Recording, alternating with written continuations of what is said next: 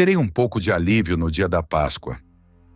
Imagine ouvir isso de uma alma do purgatório, não como uma ideia vaga, não como uma poesia, mas como um pedido real de socorro, cheio de dor e ao mesmo tempo cheio de esperança. Nesta Semana Santa, eu quero te conduzir por um texto profundamente comovente, conhecido como Trechos do Manuscrito do Purgatório, difundido pela Associação Nossa Senhora da Boa Morte, na França. O texto apresenta informações e conselhos dados por uma religiosa do purgatório à sua mestra de noviças na Terra, para que a ajudasse a sair mais rapidamente daquele lugar de purificação. E aqui é importante dizer, com espírito católico, que estamos diante de um manuscrito devocional, não de um texto dogmático.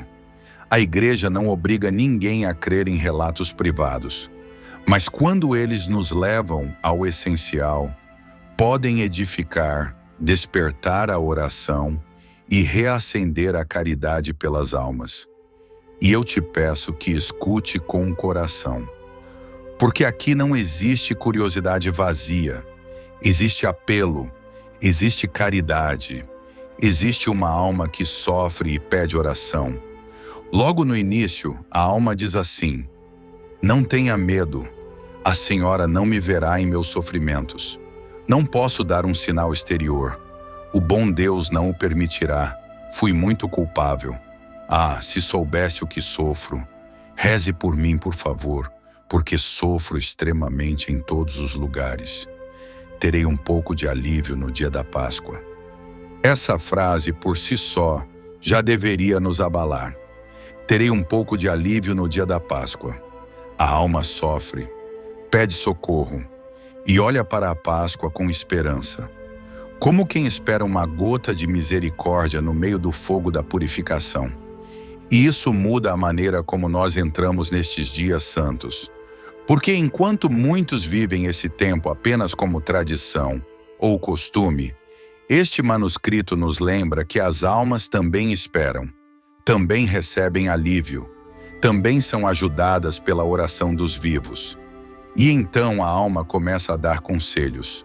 Conselhos simples, diretos, profundamente católicos. Em certo momento ela diz: uma pequena oração nos faz tão bem, nos refresca como um copo d'água fria dado a uma pessoa sedenta. Que imagem bonita! Uma pequena oração. Às vezes a gente pensa que só grandes penitências contam, que só grandes gestos têm valor. Mas aqui a alma diz o contrário. Uma pequena oração nos faz tão bem. Talvez você hoje esteja cansado, talvez sem forças, talvez sem tempo. Mesmo assim, você ainda pode fazer muito pelas almas. Uma Ave Maria, um Pai Nosso, uma jaculatória, uma visita ao Santíssimo, uma oração simples, feita com amor. E o manuscrito vai mais longe. Ele fala da Eucaristia com uma força que deveria nos atravessar. A Eucaristia deve ser para os homens um amor que atrai sempre mais. Ela deve ser o motor da vida inteira. Olha a profundidade disso. A Eucaristia não aparece aqui como detalhe. Aparece como centro. E logo depois a alma acrescenta: também é necessário habituar-se a fazer com frequência a comunhão espiritual. A Senhora retirará dela os frutos mais abundantes e salutares. Quantas vezes nós subestimamos a comunhão espiritual? Quantas vezes deixamos passar a oportunidade de unir o coração a Jesus, sobretudo quando não podemos comungar sacramentalmente naquele instante? Se você puder, vá à Santa Missa. Prepare-se bem. Confesse-se. Comungue em estado de graça. Mas se em algum momento não puder, não deixe o coração vazio. Faça comunhão espiritual. Deseje Jesus. Chame Jesus, porque a alma insiste nisso. Prepare-se sempre com grande cuidado para a Santa Comunhão, para a confissão, para a Santa Missa. Numa palavra, a tudo que tende a uma união maior com nosso Senhor. É como se ela estivesse nos dizendo: não vivam de qualquer jeito, não tratem os sacramentos com indiferença, não deixem Jesus de lado. E aqui vem um conselho que nestes dias santos soa quase como um grito de amor. Se quiser agradar ao bom Deus, não faça nada no domingo. Reze o máximo que puder e estudo. É um chamado à prioridade de Deus, à santificação do domingo, ao recolhimento, à oração. Depois ela continua com uma delicadeza comovente. Faça, cada manhã, uma pequena oração a Nosso Senhor para adorá-lo em todas as igrejas onde ele está desamparado. Vá até lá em pensamento e diga-lhe o quanto o ama e como gostaria de desagravá-lo pelo abandono em que é deixado. Que conselho bonito para estes dias! Quantos sacrários esquecidos! Quantas igrejas vazias! Quanto abandono! E você, mesmo sem sair de casa, pode ir em pensamento. Pode adorar, pode desagravar, pode amar Jesus onde ele está sozinho. Agora, o manuscrito também toca num ponto muito sério. As pessoas que esqueceram as almas do purgatório serão, por sua vez, esquecidas. É justo. Essa frase não vem para esmagar, vem para acordar, porque a caridade pelos falecidos é uma obra de misericórdia. E quando nós esquecemos as almas, esquecemos uma parte da própria comunhão dos santos. Mas o texto não para na advertência. Ele também mostra o consolo do céu sobre o purgatório. A alma fala de São Miguel com grande beleza. São Miguel é o primeiro anjo do céu.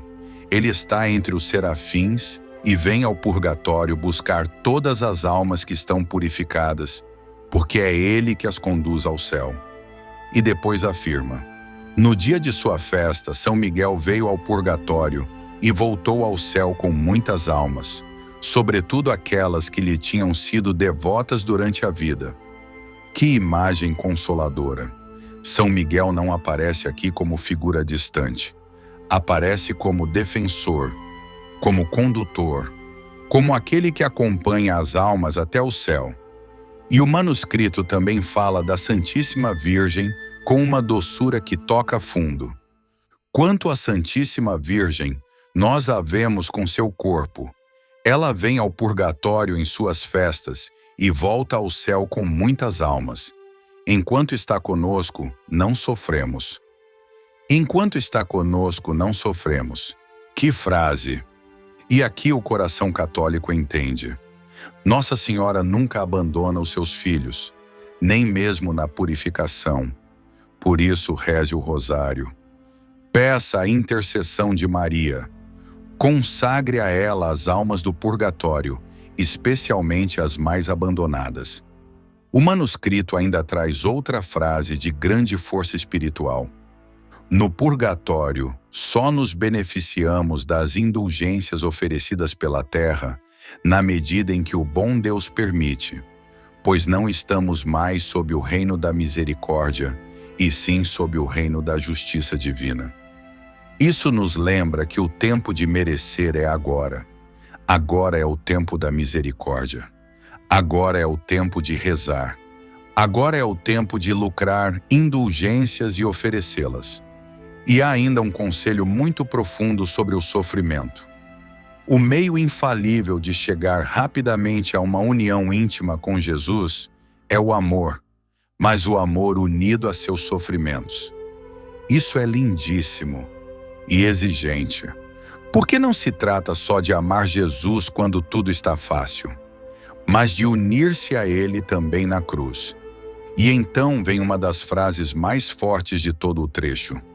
Se soubessem como o sofrimento faz bem à alma, são as mais doces carícias que o Divino Esposo pode fazer àquela a quem ele quer se unir intimamente. Ele lhe envia penas sobre penas para desapegá-la de tudo que a rodeia. E então ele pode lhe falar ao coração: Olha como isso muda o sofrimento.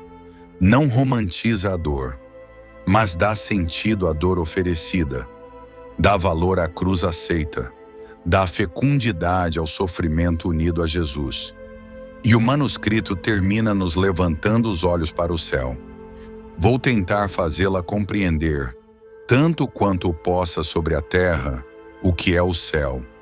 São festas sempre novas que se sucedem sem interrupção.